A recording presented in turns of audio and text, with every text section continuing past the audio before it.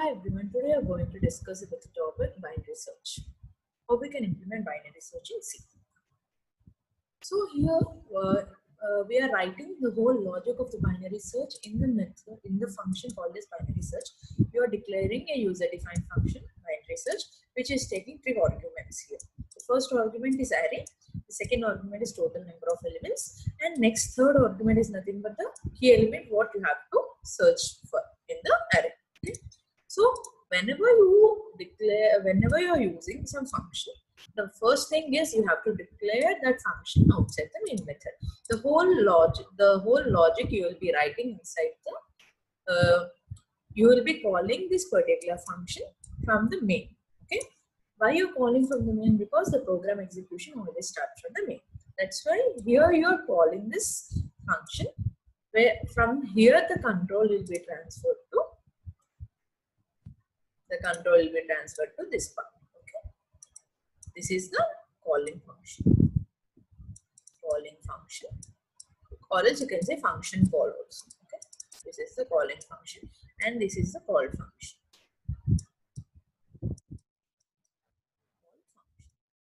Okay. So now what did I say? How we are going to implement this binary search is nothing but in the binary search, the array what you're going to search needs to be sorted. Okay, that is, it has to be in ascending order for sure. You cannot have an unsorted array here. Okay. So now for this what I'm taking a sorted array A, and here I'm saying I have already declared the size of the array as 20, but I just want to consider only few elements. That's why I'm giving a message to the user asking him to enter the number of elements. Okay, that number of elements, how we are going to read whatever the user has entered by the scanf function present in this header file. Okay, printf and scanf are the functions present in this stdio.h. Okay.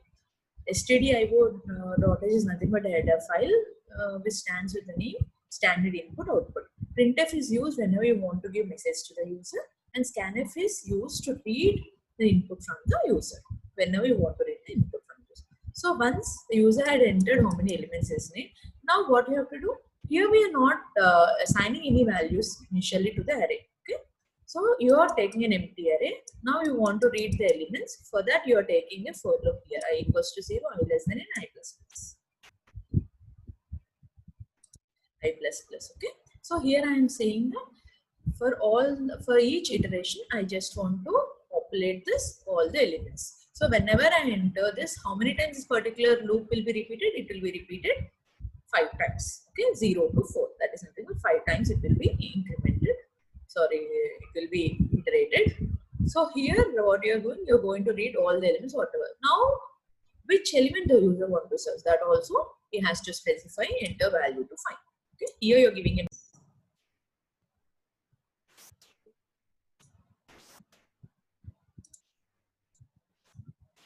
Here you are using ampersand d is because key is nothing but a variable of type integer. Okay, so whenever you are going to read a particular type, that will be specified a percentile, that integer type, whatever variable type declaration here. Because it is of integer type, you are saying percentile d. If it is of type float, you will be saying percentile float. Okay, so once the user has entered which element he wants to find, that will be stored in key value. Okay, now what is the main logic? We are writing the whole logic of the binary search inside this binary search method function. Okay, so for this what all we need to do? First of all, we need an array. That's why you're passing array, and next you need the total number of elements, that is size of the array, how many elements are considered, and next you need the which element you want to search for. That's why you are passing the a array, n total number of elements, key, which element you want to search. Next, why you are using get ch is nothing but get ch is the method which is used till whenever user wants to enter some message, that is until a key is pressed from the keyboard, this method will be in active state. Okay, now the whole logic order, what we are doing in the binary search is nothing but we have an array. Okay, suppose it has 3 elements, First of all, you need to have a low value here, high value here. Low value will be pointing to this one, and high value will be pointing to the last index n minus 1. That is what you have initialized here. So once you have low value and high value, what you needed? You need a mid element, right?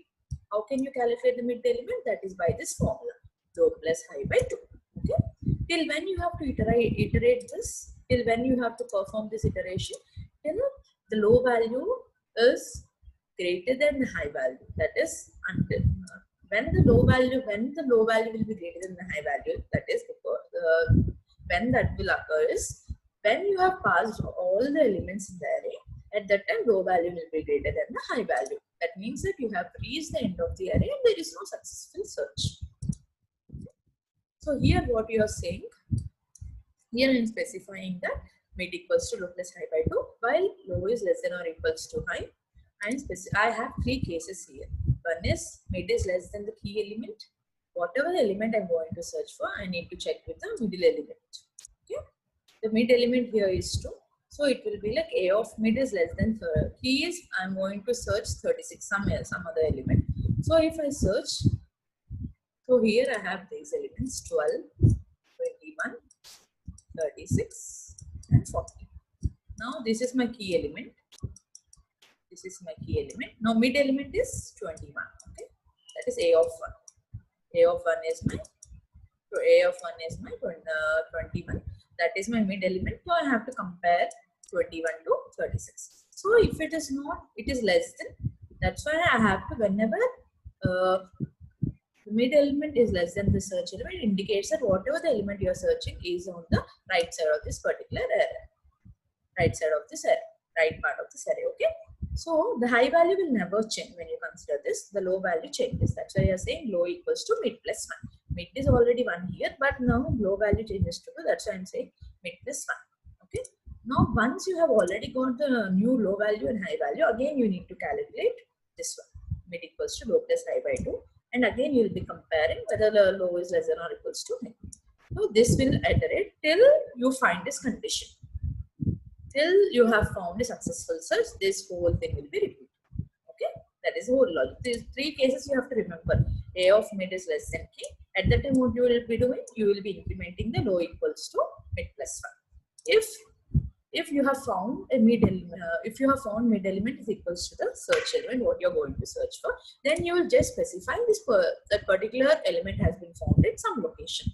Okay. Once you have found the element, you don't have to perform the search, right? You have to just exit from the current loop. That's why you're specifying break statement. Okay. So next I'm saying else.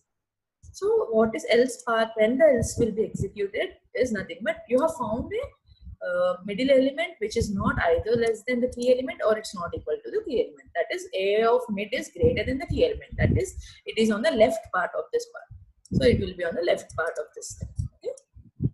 So at that time, what you have to do? High value will be changed to mid minus 1. So whenever you calculate low value and high values, you have to always increment the middle element. So here, what is the condition? When you can say that the search has been unsuccessful, when the low value is greater than the high value. That is what I mentioned here. Okay. Now let's execute this program once. Execute. I'm using dev C++ compiler here. I have written the program and saved it with binary search.c. Now I'm going to compile and run.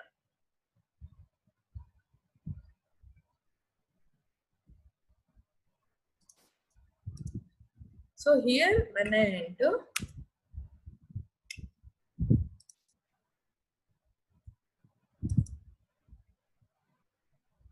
so it's saying enter the number of elements. Let's give me 4. Okay, now I have to enter 4 integers. That's why I'm giving the elements 12, 21, 36, 40. So it will be repeated 4 times. Okay, if you see here, 0, 1, 2, 3, 4 integers we have repeated. So enter the value to find. Now I want to give 36. 36 will be found at third location. That's the message you have to get because it is present in the array. So 36 is found at location 3. Okay. Now let's see how to do the unsuccessful search. I will show you the execution of the unsuccessful search also. So here I am entering the elements. This one. Enter same elements I am going to take 36 and 40. Now I will give 67. 67 is not present in the array list. Okay? So I'm just giving 67. Now what I need to get the output 67 is not present, is not found. See, 67 not found, it is not present in the list. This is how you can implement binary search.